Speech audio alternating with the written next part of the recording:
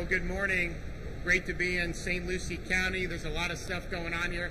I mean, the amount of homes being built, everyone wants to come down here and move here, and we appreciate everything that's going. It's becoming a really great engine for the state of Florida. I want to recognize our Secretary of the Department of Economic Opportunity, Secretary Dane Eagle. We also have Representatives Trabolsi and Oberdorf. We have Vice Mayor Shannon Martin, as well as Councilwoman Morgan and Councilwoman Carabello. So thank you. I think we have County Commissioners Hutchison and Townsend. So thank you. We have Peter Crane from Sampson here, and we want to thank you. Today we're really excited to be able to announce $3.5 million awarded to the City of Port St. Lucie through the Florida Job Growth Grant Fund for infrastructure improvements at your park. This Job Growth Grant Fund is an economic development tool that we use to promote key infrastructure projects as well as workforce training throughout the state.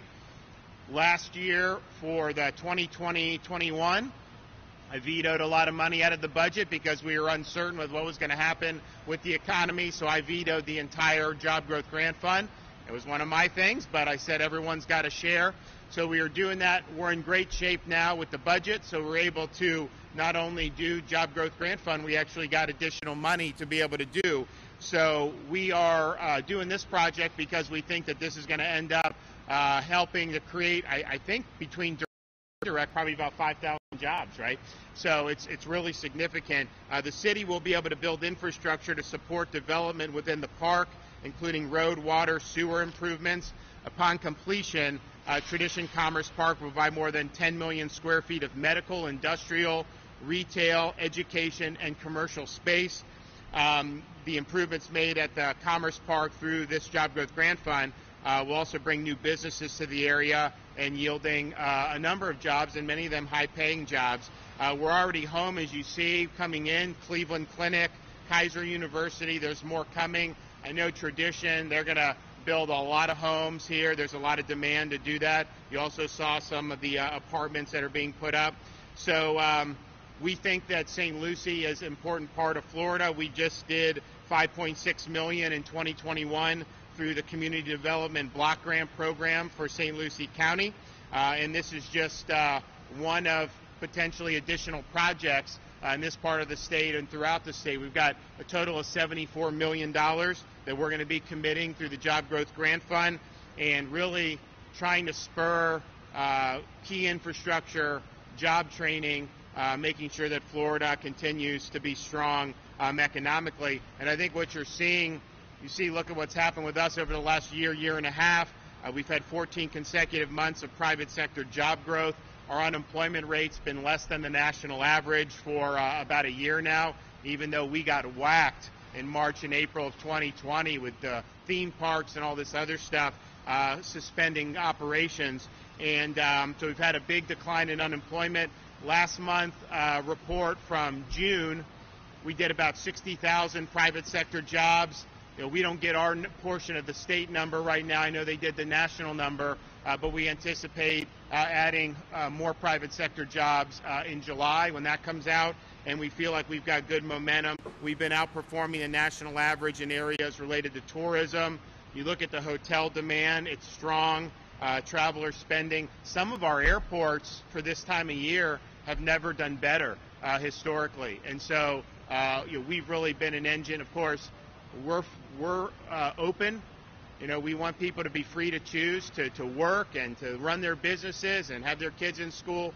We think that's been very, very significant in allowing Florida to really be a leader in so many things related to the economy and jobs, and we want to keep it going. So today, I think, is a good announcement. We have more on the way that will be coming. We'll be doing another one today, and we're going to be doing more all across the state. We've got a lot of folks that have submitted applications. My team reviews those periodically, and we definitely have some more that we're definitely going to tee up. We have some others that were submitted that were actually pretty good, but probably not appropriate for this particular fund, but we think we may be able to get them funded through other pots of money. So we'll look forward to doing that, and I think we will likely be back here at some point. So, okay, let me give that check to them. So Vice Mayor Martin and Councilwoman Morgan and Councilwoman Carabella, where are you guys at? Right here, sir. Okay, come here. We'll do a photo. Absolutely. There you go. Signed, sealed, and delivered.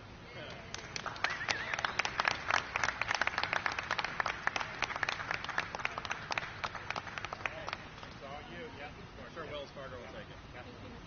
Yeah, of course. All right, Dane Eagle.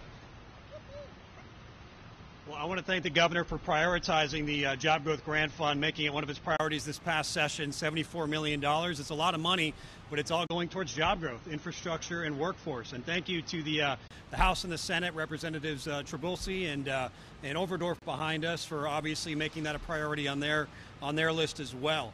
We've got more to do, as the governor mentioned, $74 million. This is the first announcement we're doing. For cities and counties who are interested, please go to floridajobs.org to learn more. But this initial hit that we're doing this morning, $3.4 million, which is 50% of the road, water, and sewage infrastructure, that's going to contribute to over 5,000 jobs here in the area. That's hugely important, especially as we're coming out of COVID, to make sure that we are putting our money where our mouth is when it comes to in Florida. So we at the Department of Economic Opportunity stand ready to assist the governor's office in vetting these projects as they come through. And I know the governor's anxious to make these announcements and make sure that job creation continues to flourish in Florida under his leadership. So thank you for the opportunity to be with you today, and we look forward to more.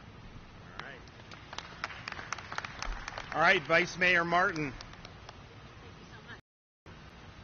Good morning, everybody. It's so great to be here today. We are really so excited. Thank you very much, Governor. Thank you, Secretary Eagle. Southern Grove is one of Florida's most unique opportunities for large-scale manufacturing, logistics, and retail development.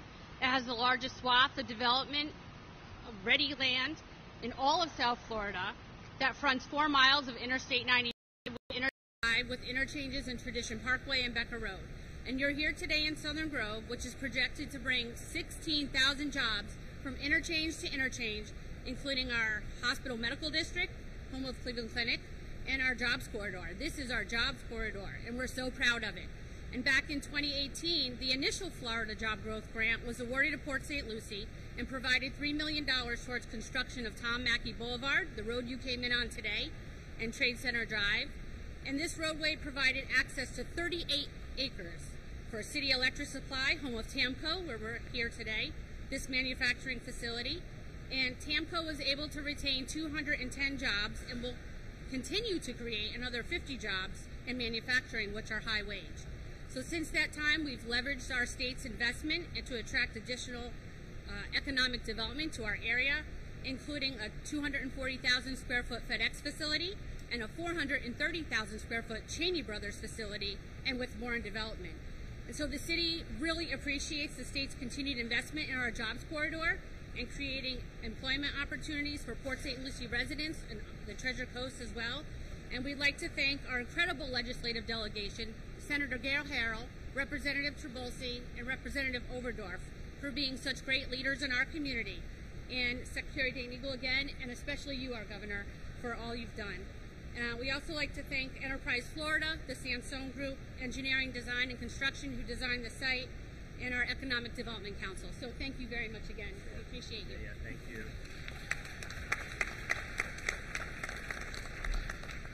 So we're excited. This is a great part of the state. We really appreciate working with folks in the city of Port St. Lucie and obviously St. Lucie County. If you look at Florida, remember, people thought 2020 that we were going to hemorrhage money and really be deep in debt. And I think because the underlying strength of the economy, we've got more than $10 billion in reserve in our various accounts. But if you look every month now, we're taking in $500 million to $1 billion above the estimate. I think we're typically $600–700 million above what's being estimated. And with a $100 billion budget, to have that much above estimate every month, you know, we're really building, I think, a good cushion. We don't know what's going to happen, you know, with some of these national trends. I'm concerned about the inflation. that we're seeing. I mean, they said it was just going to be a blip, and you look, it's really pinching a lot of people. You look at energy prices, you look at food, you look at all these other things. You know, that's going to be a huge problem if they don't get that under control. So we look at that. We look at some of the other potential headwinds from nationally on the horizon, and what we're doing our best is to position Florida from a position of strength, so that we're not, so that we're able to minimize some of those potentially negative trends. And so we're going to keep doing it, and we're going to keep the state in good shape. So thank you very much. Happy to take some questions. Governor, COVID question for you. With infections and hospitalizations at record levels, why is Florida not under a public health emergency like it was earlier in the pandemic? Well, we have, so we basically have spent billions of dollars. We've created the infrastructure.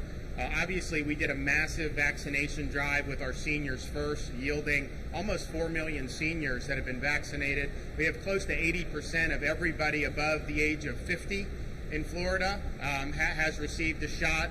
We have the highest vaccination rate in the entire southeast region, and we put a lot of time and effort. So that is, you know, the core of the protection. And I think you look, I've been able, and we put out a lot of this publicly, but if you talk to hospitals, you are seeing a big reduction in mortality, largely because of the elderly that have had protection. And so we think that that's a good thing. You know, we want to continue to do that. We also highlighted, and a lot of people don't know this, if you do get infected, and particularly if you're high risk, there's very effective treatments for COVID, these monoclonal antibodies. It's an IV, you got to go in, it takes like about a 3-hour process, soup to nuts. But if you go in and you get it early enough, it's a huge reduction in hospitalization and mortality as a result of that. The problem that I think we saw was when we started talking about this more, people didn't know about it. And so we've tried to be very public about it. The reason why it's important is that if you get infected and it's in the mild stages, this thing will really work because it basically provides antibodies to fight off the virus. If the virus goes to where it's more serious, at that point the antibodies, you know, just don't work. So between the vaccinations, which were done, and I think we've done almost 12 million range shots or individuals, and then the treatments, if those combined can reduce this to basically a flu level risk. And I think what we're seeing with the elderly that have been vaccinated, you're definitely seeing a reduction in mortality. So we have that infrastructure in place. We also have a lot of stuff that we stockpiled over the months, and different types of PPE, all that. Anytime anyone needs that, you know, we send the Department of Emergency Management is working on that, and so we have the funding, we have the resources. You know, it's really just you know, an issue of, okay, we're at a kind of a height of the wave, and we think it's following a pretty set pattern, and we'll know more probably in the next 3 or 4 days. But as that's happening, and as individuals who may be high risk for complications, you know, they can get in there and get the treatment, you know, that's going to make a huge, huge difference. And everybody throughout Florida, all these hospitals are involved in doing that, and we're big supporters of that. Governor, yes, sir. Even without a shutdown, are you concerned there could be a natural downturn economically in the state if these cases keep rising?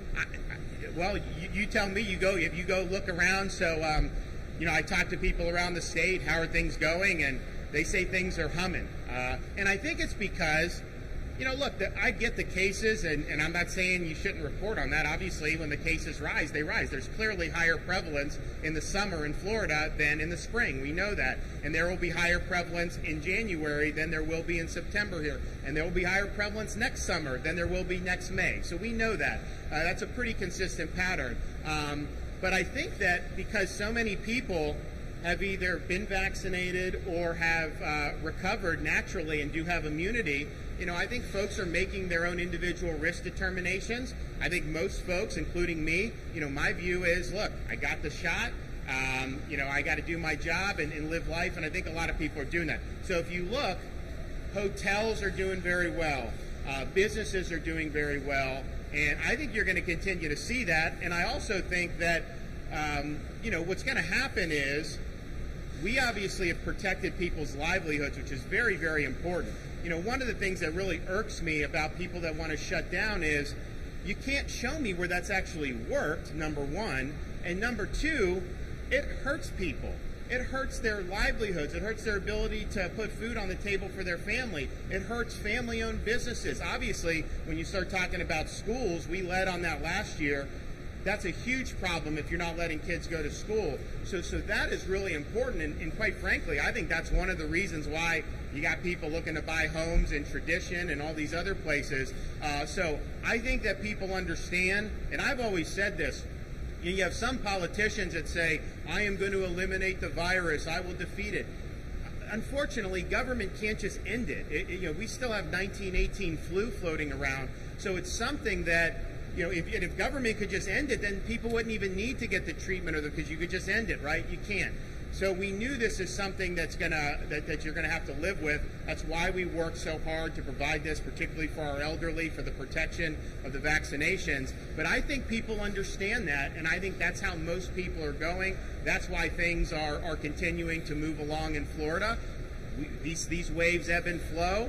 It's not something that government can control, and government's attempts to control that, I think we've seen throughout the country and throughout the world, have been incredibly harmful and incredibly damaging. What Yes, about sir. President Biden's understanding what you just said there? I mean, do you think there are any steps at all that the state might take in the future? Any additional steps here, obviously against mandates? Well, I think one thing we're looking at, and we don't have the data in Florida on this to suggest, but you know, you look at studies out of Israel where they're looking at how long the efficacy of the vaccine lasts, and again, we think we have strong results here, but we're already looking at that. We're looking at other countries to see, okay, and Moderna put out a statement the other day, you know, if there's going to be something that's going to be needed, we want to make sure that we're going to the nursing homes, providing it for seniors first, just like we did the first time around, and it may not be necessary. I think the jury's still out. I think different people have had different things, but clearly, if you look at Israel, they were the first country to vaccinate everyone very quickly. I remember they did it, I mean, they vaccinated half the country, I think, in like a month. So that's December into early January. I remember people say, why can't the U.S. do that or whatever? One, we didn't have enough vaccine to do that. And two, I mean, Israel's about the size of New Jersey, so it's a little bit different. But nevertheless, they did it. So they had people that have really been fully vaccinated since the beginning of the year. And then if you look at kind of how their outbreak has happened, they're one of the most vaccinated countries in the world, and yet they've seen spikes, and they've actually seen hospital admissions go. So that's something that we're concerned about, because we really think that people are protected who have availed themselves of the protection. The hospitals all tell us that you know, the majority of the patients that they have to admit and that then end up going to intensive care are folks that don't have the protection, either haven't been infected previously or haven't been vaccinated. So I think that is something that is going to be really critical to figure out. But in terms of imposing any restrictions, you know, that's not happening in Florida. It's harmful, it's destructive, it does not work. We've seen, if you guys just look at what's happened in the United States over the last 18 months. Last winter, the worst outbreak anywhere in the country was Los Angeles County. They were one of the most restrictive areas in the country, certainly high mask usage, business closures, restrictions on personal freedom. So we really believe that individuals know how to best assess their risks. We trust them to be able to make those decisions. We just want to make sure everyone has information so that if you do get infected, you know that there's some treatments available that can be very good, but you got to get it early. And then we also obviously want people to know just the facts about, because you hear a lot about the vaccine. You know, our doctors and our hospitals in Florida believe that it's provided protection against serious illness and that has reduced mortality. Now, we also have to acknowledge that people who are vaccinated are still testing positive, and it's not necessarily creating the herd immunity that we had hoped, because if you think about it, in Florida, you know, we probably have had 5 million or more people recover from COVID, and then you've had 11-12 million that have gotten shots. You wouldn't see the uptick like you did if the vaccines totally shut it off. And so that's just something that we have to be honest about.